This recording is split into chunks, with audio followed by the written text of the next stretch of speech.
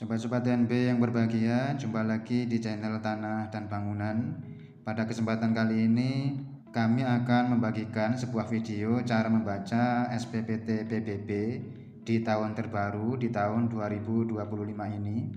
SPPT PBB atau biasa disebut juga dengan PPL pajak adalah sebuah surat yang dikeluarkan oleh Dirjen Pajak yang diberikan kepada wajib pajak atau pemilik objek pajak sebagai pajak wajib yang harus dibayarkan kepada pemerintahan daerah. Dan ini adalah bentuk SPPT PBB yang terbaru. Kebetulan ini adalah SPPT dari sebuah pembelian tanah kafling dan ini baru dikeluarkan. Dan penjelasan tentang pembayaran SPPT PBB yang pertama ini ada di video kami yang ini. Oke, langsung saja kita baca seperti apa keterangan-keterangan yang ada pada SPPT PBB tahun 2025 ini. Untuk yang di pojok kiri atas, di sini tertulis Badan Pendapatan Daerah. Artinya SPPT PBB ini yang mengeluarkan adalah Bapenda atau Badan Pendapatan Daerah. Dan yang di pojok kanan atas di sini tertulis SPPT PBB P2. Jadi SPPT PBB ini berkode P2, artinya objek pajak yang tercantum pada SPPT PBB ini termasuk tanah pekarangan atau termasuk tanah yang ada di pedesaan atau perkotaan di sebuah daerah. Pernah juga kami temukan SPPT PBB ini seperti ini berkode P3. Biasanya peruntukannya untuk SPPT PBB P3 dikeluarkan pemerintah untuk di bidang perhutanan, perkebunan, pertambangan atau sektor-sektor besar yang lainnya. Dan di bawahnya tertulis bukan merupakan bukti kepemilikan hak. Memang betul. Jadi bukti kepemilikan hak sebuah bidang objek yang paling otentik adalah sertifikat hak milik.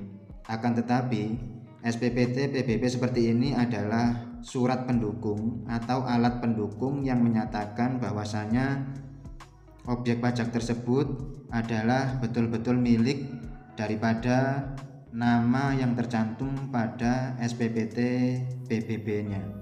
Jadi harus sinkron, harus sama antara legalitas kepemilikan hak, misalnya AJB ataupun SHM, keterangannya harus sama dengan yang tercantum pada SPPT PBB seperti ini. Dan biasanya ketika kita mau melakukan pembelian tanah, yang pertama kali kita cek adalah SPPT PBB seperti ini.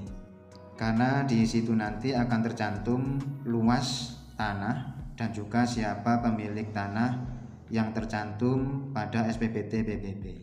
Oke, kita lanjut. Di bawahnya tertulis surat pemberitahuan pajak terhutang atau SPPT pajak bumi dan bangunan, perdesaan dan perkotaan.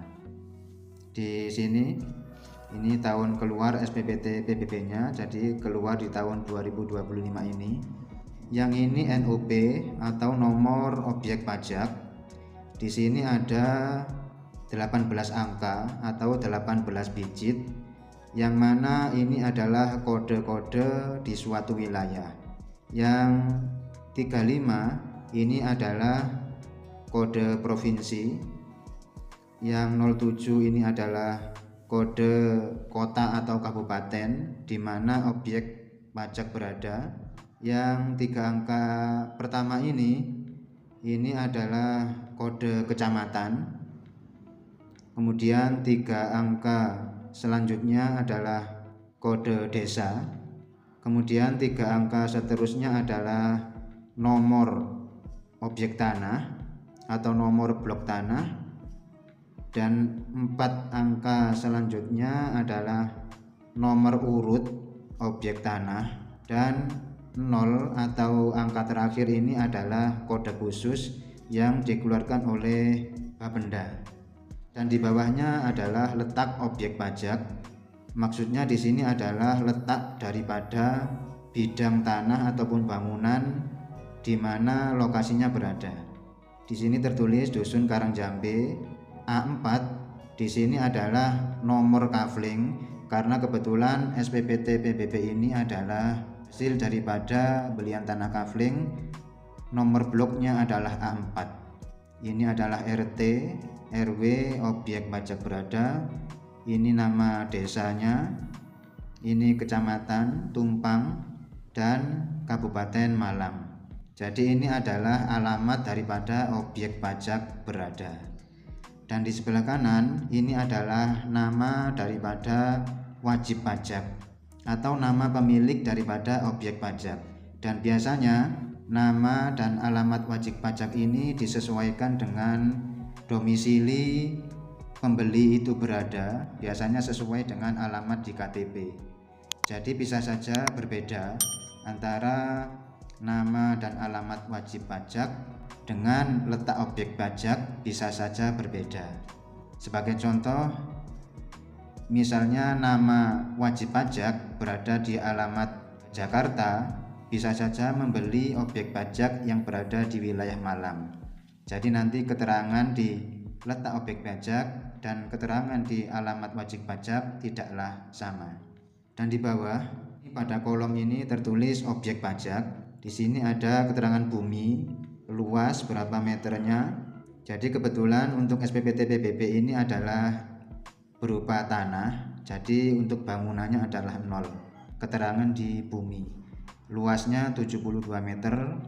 Kelasnya 071. Ini adalah kode khusus yang dikeluarkan oleh Bapenda.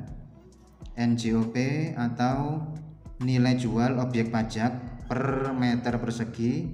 Di sini tercantum Rp464.000 dan total NJOP Rp33.408.000. Di sini bisa keluar nominal seperti ini, adalah hasil daripada NJOP per meter dikalikan dengan luas tanah. Dan di bawahnya ini ada NJOP, NJOP TKP, NJOP setelah NJOP TKP, PBB P2 yang terutang. Dan ini adalah cara penghitungan untuk menentukan nominal SPPT PBB terutangnya, dan ketemunya adalah Rp25.000. Jadi di tahun 2025 ini untuk luas tanah 72 meter hasil sebuah jual beli dengan NJOP sebesar Rp464.000. Total yang harus dibayar adalah Rp25.000. Dan di sini tertulis di bawahnya tanggal jatuh tempo 31 Agustus 2025. Biasanya tenggat waktu dikeluarkannya SPPT PBB sampai dengan tanggal jatuh tempo biasanya 4 bulan lamanya. Jadi kemarin keluar di bulan April dan jatuh temponya di bulan Agustus 2025. Pembayarannya bisa dilakukan di Bank Jatim, Pos Indonesia, Indomaret, Bibli.com, Shopee, Alfamaret, Laku Pandai, Tokopedia. Ini ada barcode, mungkin bisa dipindai. Dan untuk lebih jelasnya kunjungi websitenya www.sipanji.id. Dan di sebelah kanan adalah kepala Bapenda. Kebetulan di sini adalah Kabupaten Malang. Dan yang di paling bawah adalah nama wajib pajak, letak objek pajak, desa kelurahan, kecamatan Tumpang, NOP-nya berapa, SPPT tahun 2025 sebesar Rp25.000. Dan di pojok kanan paling bawah ini adalah diterima tanggal berapa, tanda tangan dan nama terang. Dan di sini ada keterangan lunas, artinya SPPT PBB ini sudah terbayar lunas. Mungkin cukup sekian Sobat TNP yang berbahagia, video singkat tentang cara membaca SPPT PBB atau PPL pajak yang terbaru di tahun 2025.